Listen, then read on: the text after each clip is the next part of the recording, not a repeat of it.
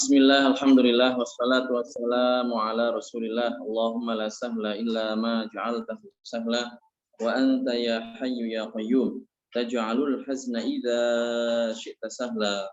Allahumma rzuqna al-ikhlas wa fil qawli wal amali wan niyyah. Udzakirukum wa udzakiru nafsi bi ikhlasin niyyati lillahi tabaraka wa ta'ala.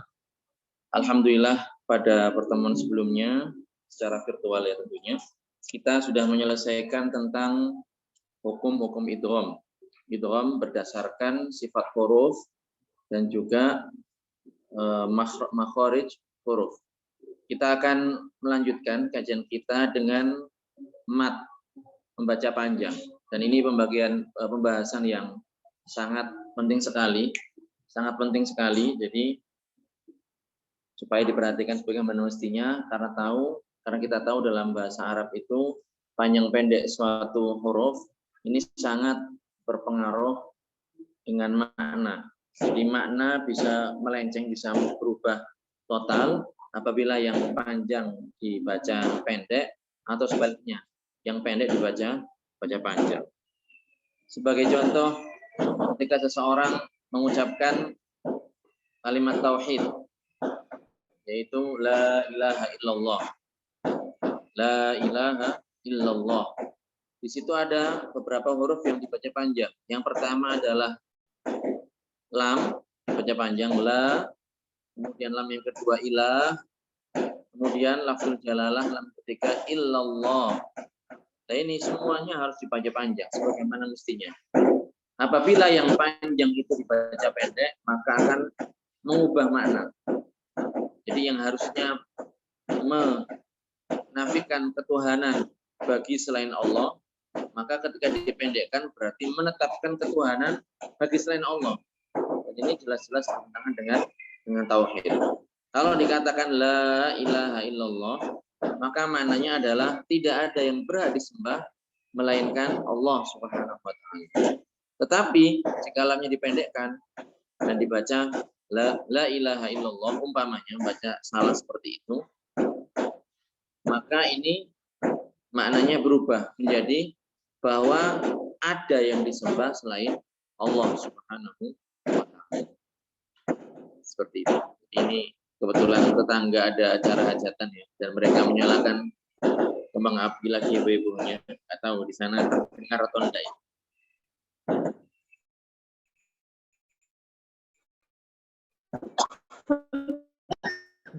Tapi menyurutkan semangat kita. Jadi seperti itu, panjang pendek ini penting. Panjang pendek penting. Kadang juga mengubah makna, walaupun mungkin dari segi suara hampir nggak ada bedanya kecuali panjang pendek. Misal kata qotil dengan qotil, qotil dengan qotil. Kalau qotil itu orang yang membunuh, sedangkan kata qotil itu adalah orang yang dibunuh.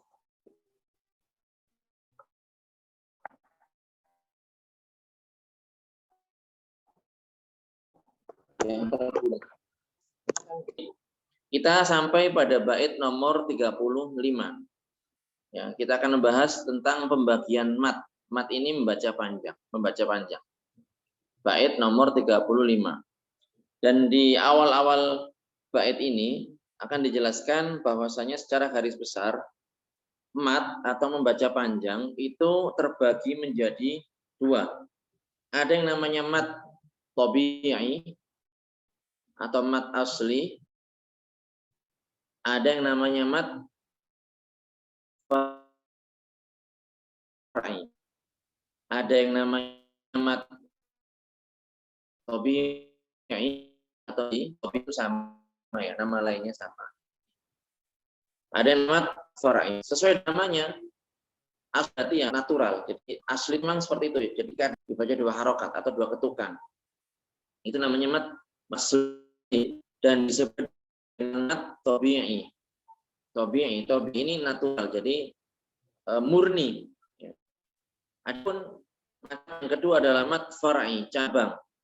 Karena ada keterkaitan dengan sesuatu yang lain. Akan kita jelaskan nanti. Jadi kalau mat asli atau mat yang murni ini, mat tabi'i ini, yang murni ini, maka ini tidak berkaitan dengan sebab, ya, tidak berkaitan dengan sebab, dan panjangnya adalah dua harokat. Karena nanti kalau berkaitan dengan sebab, entah itu sebab sukun, sebab wakof dibaca berhenti, atau sebab hamzah, maka ini masuk ke pembagian mat far'i. Tapi kalau tidak ada sebab, memang ya natural, memang murni dibaca seperti itu dua harokat, maka itu namanya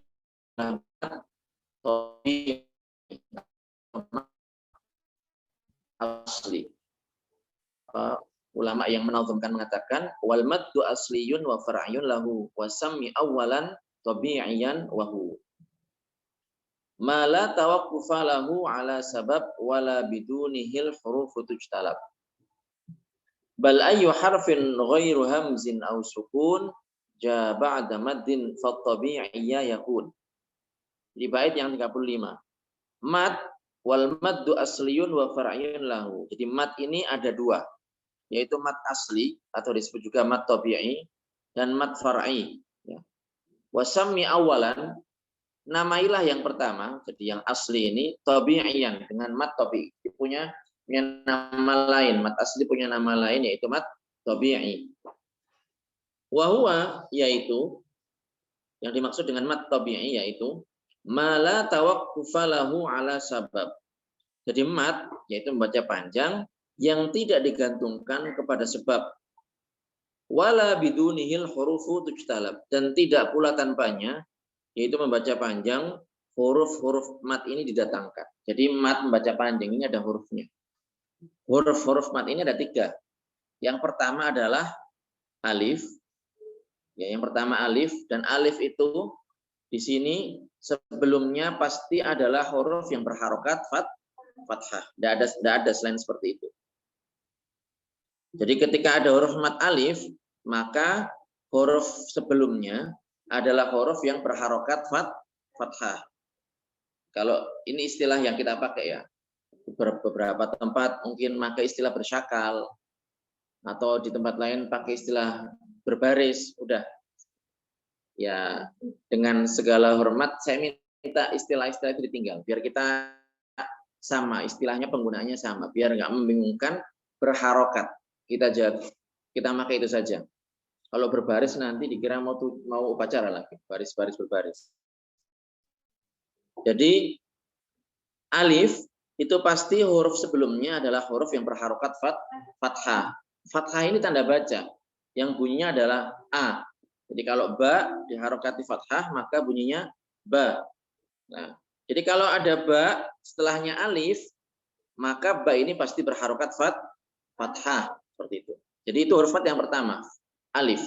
Yang kedua adalah ya yang disukun. Ya yang disukun. Nah, ini termasuk huruf fath. Kapan?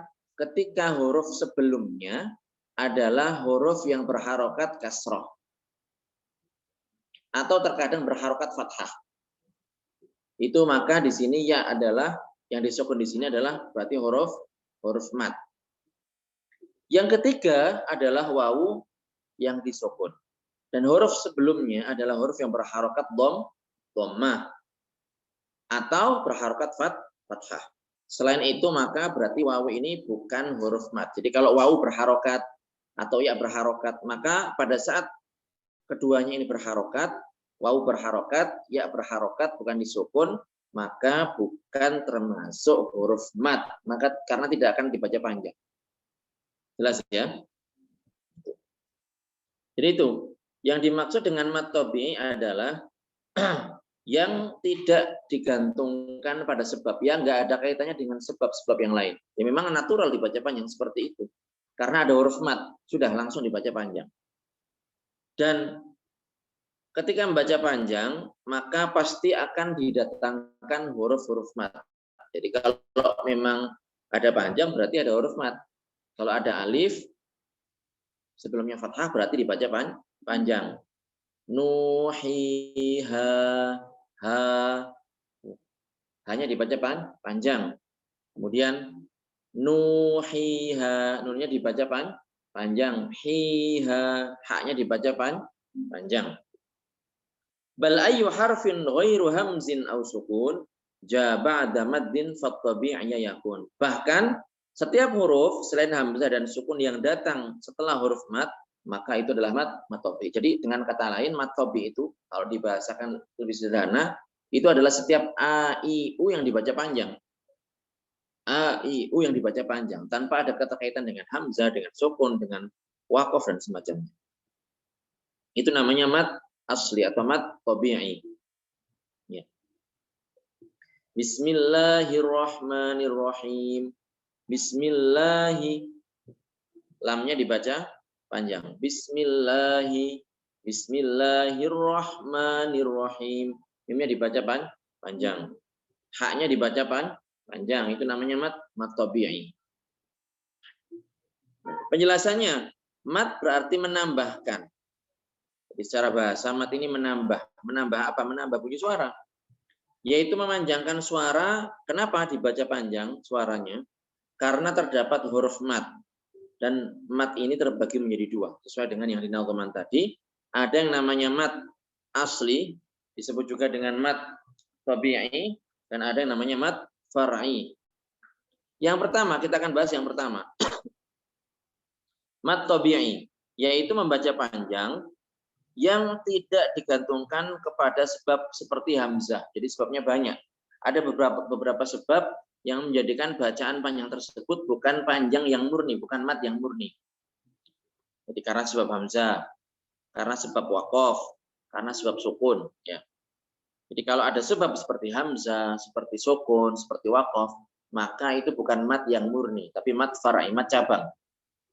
Jadi setiap kali terdapat huruf mat yang tanpa dikaitkan dengan sebab tersebut, maka dinamakan dengan mat tabi'i. Kayak tadi itu. Alhamdulillahi lillahi rabbil alamin. Alamin. Nggak ada hamzah, nggak ada sukun, nggak ada waqaf. Ainnya dibaca panjang, berarti itu adalah mat tabi'i. Ukurannya 2 ketukan. Itu. Jadi jangan panjang-panjang. Makanya ini biasanya kalau mungkin ada di antara peserta pengajian yang mungkin tutor untuk orang-orang yang sudah sepuh, sudah tua. Lah ini kadang mereka merojaahnya kurang, kemudian juga kurang latihan dan seterusnya, sehingga ketika mau membaca itu panjangnya maksimal banget, terlalu pelan sampai jadi panjang semuanya. Karena apa? Mereka mikir huruf yang mau dibaca setelahnya itu kayak gimana. Bahkan yang nggak panjang pun ikut dipanjangkan seperti itu. Atau yang mat tabi'i panjangnya lebih, nah itu nggak seperti itu cara bacanya. Adapun ukuran panjangnya adalah sekadar 1 alif. Jadi sekarang kita ada beberapa istilah-istilah. Seterusnya kita akan menggunakan istilah seperti itu. Istilah panjang untuk mat itu biasanya menggunakan alif. Alif berarti 2 harokat atau 2 ketukan. Itu 1 alif. Nah itu mat yang pertama. Mat yang kedua adalah mat far'i. Mat yang kedua adalah mat far'i. Jadi setiap mat yang dikaitkan, digantungkan dengan salah satu dari sebab waqaf, sukun atau hamzah. Wal akharul far'iyyu mauqufun ala sabab hamzin aw sukunin musjala. Yang kedua ini dinamakan dengan mat far'i. Itu terjadi karena adanya sebab seperti adanya hamzah atau sukun mutlak. Sukun mutlak ini adalah kondisi huruf dibaca sukun, ya, disukun dalam segala kondisi secara mutlak. Mau dibaca wasol ya sukun, mau dibaca waqaf juga sukun. Misalnya waladhdallin, ya, lam itu kan bertasydid. Lam bertasydid itu kan sebenarnya lam double kan, satunya sukun, satunya berharokat. Mau dibaca waqaf ya tetap dibaca sukun, mau dibaca wasol juga tetap dibaca sukun. Ghairil maghdubi alaihim waladdallin.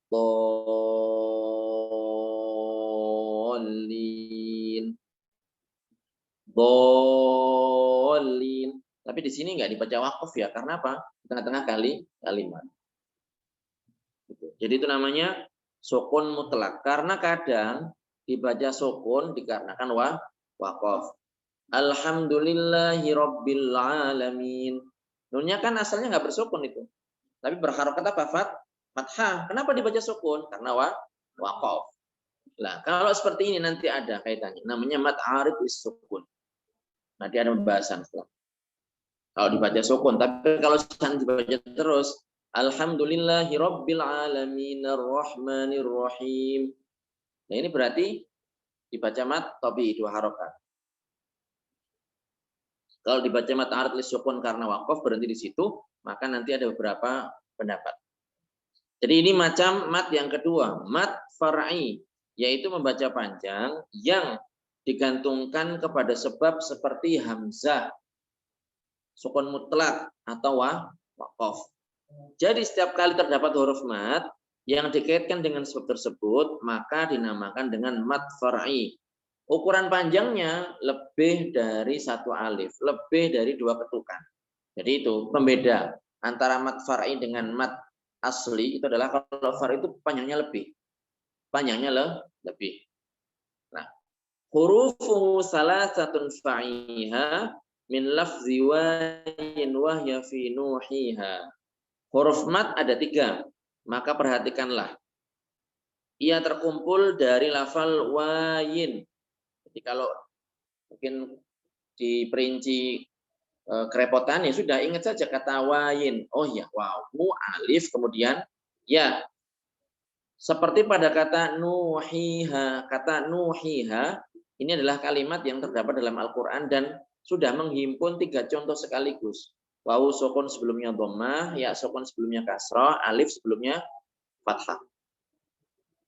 Wal kasru qabla ya wa qabla wawi dhamm syartun wa fathun qabla alfin yultazam. Saya ulang, wal kasru qabla ya wa qabla wawi dhamm syartun wa fathun qabla alfin yultazam. Kasrah sebelum ya dan dhammah sebelum wawu adalah syarat. Jadi makanya ini syaratnya seperti itu. Dan fathah sebelum alif itu senantiasa. Jadi kalau mad panjang berarti harus seperti ini. Wawu sukun sebelumnya dhammah, ya sukun sebelumnya ya sukun sebelumnya kasroh. Jangan terkecoh teman-teman, harus selalu fokus. Jadi saya bilang fathah gitu. Fathah. Itu ya. Terus tadi kan saya sebutkan Ustadz, tadi katanya wawu sukun juga sebelumnya huruf fathah juga huruf mad. Iya, termasuk huruf mad. Nah ini makanya di page setelahnya ini. Walinu min halya wa wawun sakana inin fitahun qabla kullin mu'lina. Walinu min halya wa wawun sakana inin fitahun qabla kasrin mu'lina. Matlin ya. Bagian yang pertama ini namanya matlin. Jadi wawu dengan ya sakana. Jika disukun keduanya, inin fitahun ya. Jika ada fathah sebelum masing-masing dari keduanya. Termasuk bacaan mad juga. Khauf bait li'ila fi quraish ila fihim rihlatash shita'i was-shayf falyabudu rabb hadzal bait alladzi at'amahum min ju'in wa amanahum min khauf. Khauf bait Quraisy itu namanya matlin. Baik.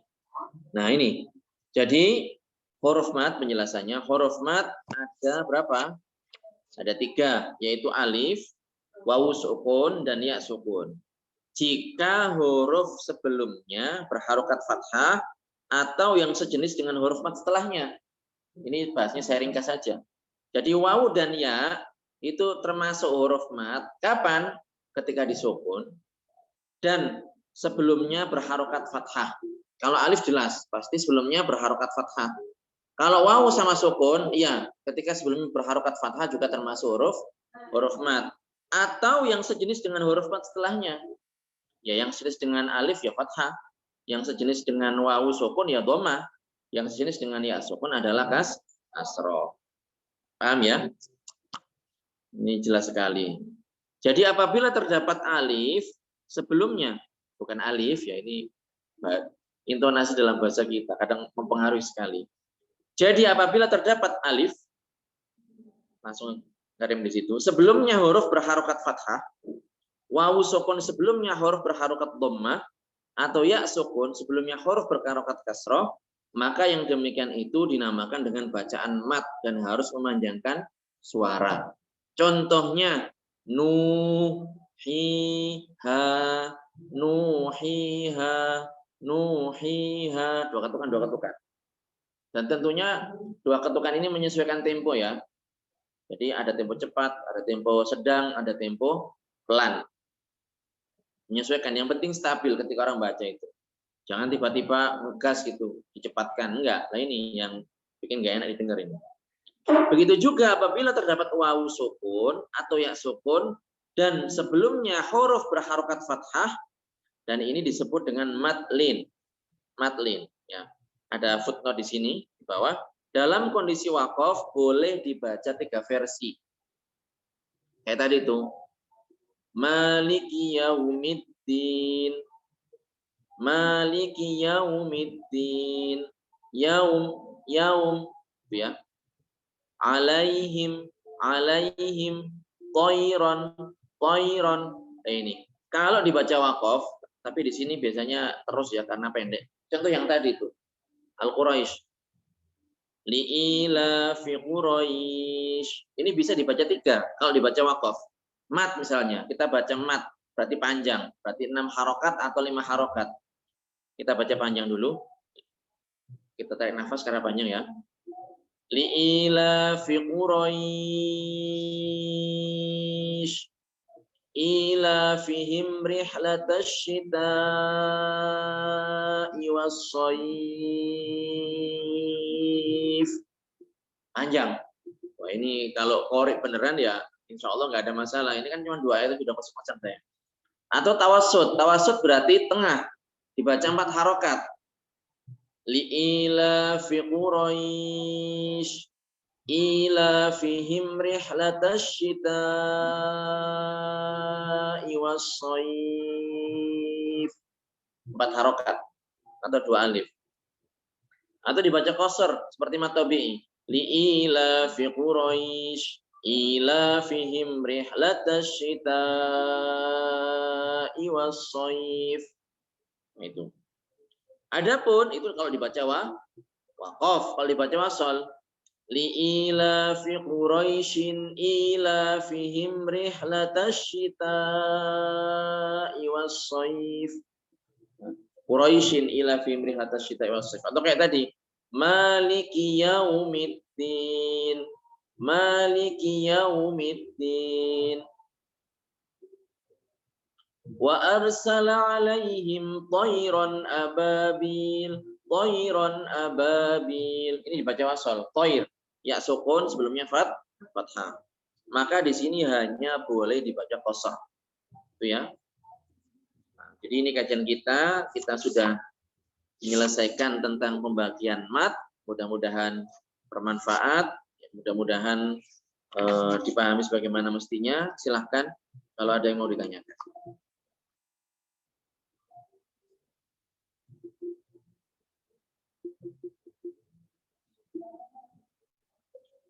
Kita promosi dulu.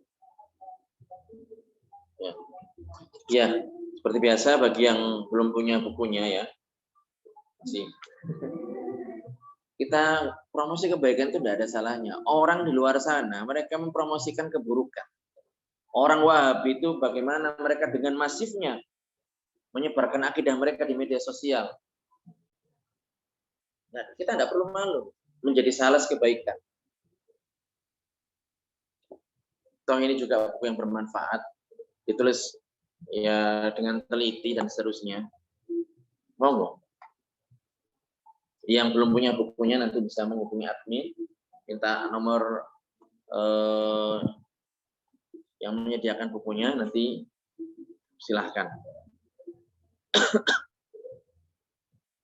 Monggo, kalau ada yang mau tanyakan. Mana ada?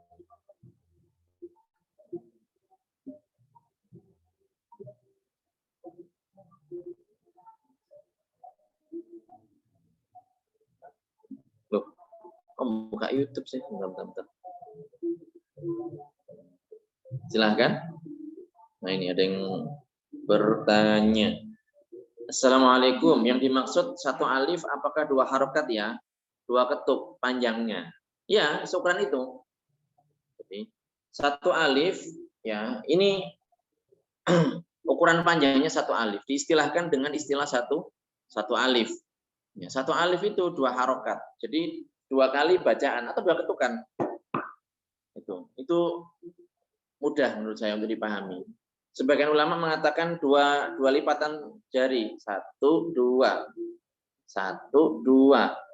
atau apa, rentangan jari, dua rentangan jari, satu dua, terserah. Jadi kalau misalnya baca 6 harokat misalnya, ghairil maghdubi alaihim waladdallin,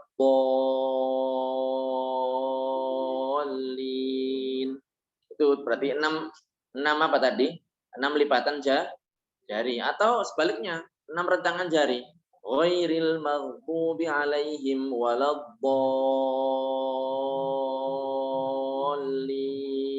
Terserah.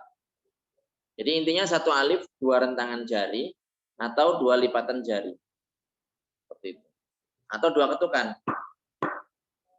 Nanti kalau ketuk sama suara kan bareng nanti, suaranya beradu nanti. Makanya monggo silakan. Bentar ini. Ustadz, ini ada pertanyaan lagi masuk. Ustadz, izin bertanya, bagaimana hukumnya baca Al-Quran makhrajnya masih salah, belum pas? Harus belajar. Kalau salahnya ini adalah salah dalam proses belajar, itu wajar. Tapi kalau nggak mau belajar, ada mic langsung disabet gitu aja, kayak suaranya paling indah sedunia, mengalahkan Muhammad ZA, wah ini yang bermasalah ini.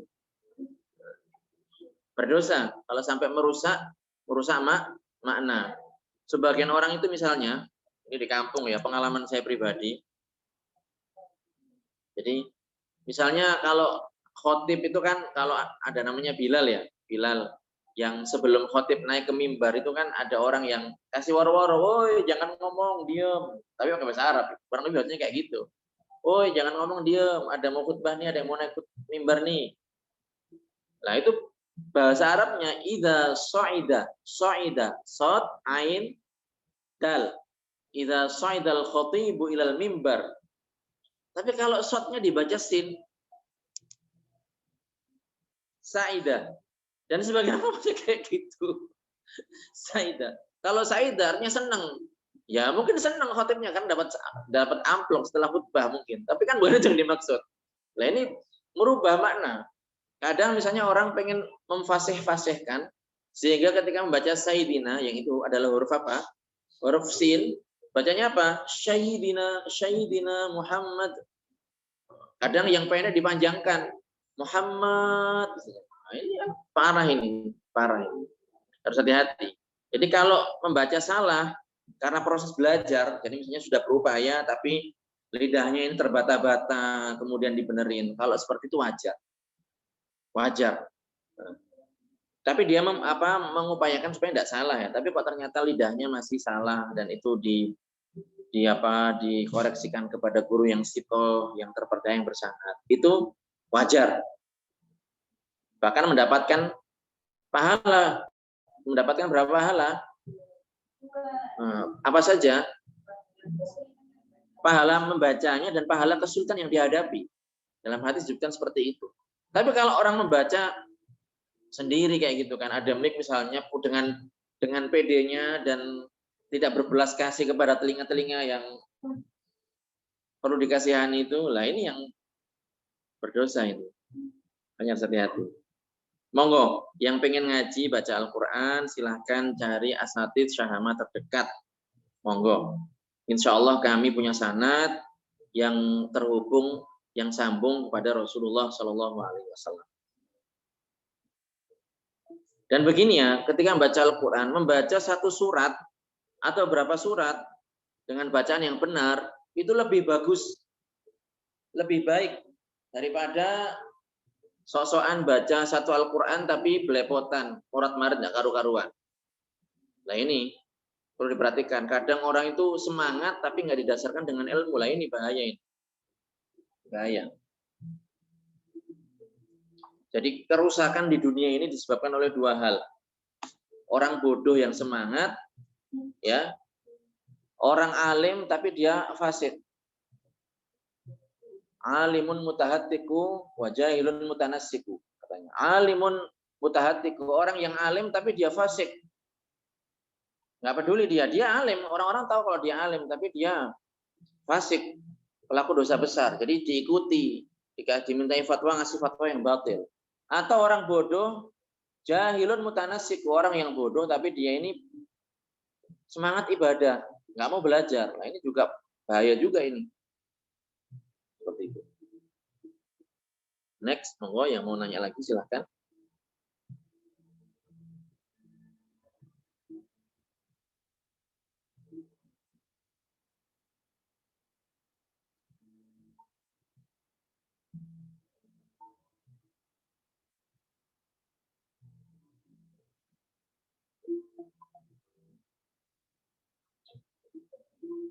Katanya berjuang sekuat tenaga. Baik, 1 menit lagi kalau memang tidak ada, kita tutup.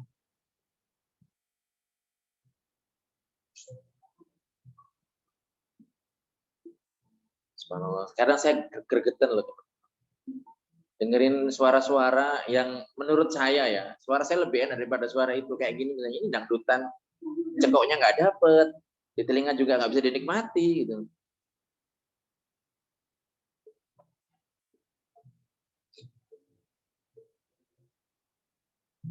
Baik, terima kasih Ustadz, sama-sama.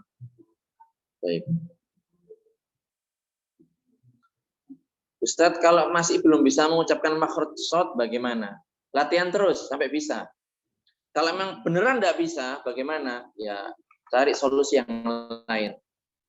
Maka di sini mengganti huruf shad dengan yang lain, dengan qiraah yang lain, menyesuaikan dengan qiraah yang ada. Ini kaitannya dengan baca surat Al-Fatihah ya, karena surat Al-Fatihah ini merupakan rukun salat. Rukun salat yang bagaimana? Qaul harus diucapkan. Jadi ada urut-urutannya.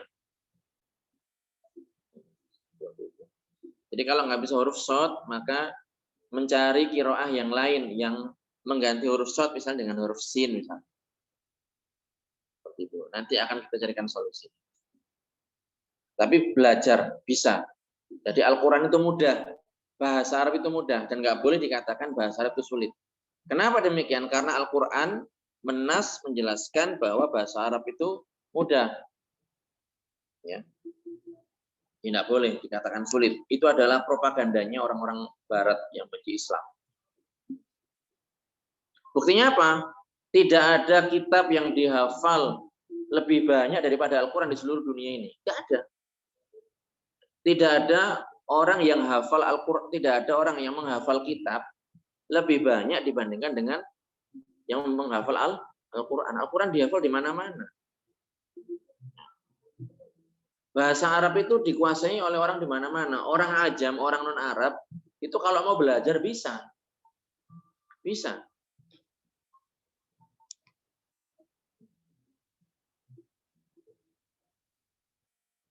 Baik, saya rasa cukup. Barakallahu fikum, mudah-mudahan bermanfaat.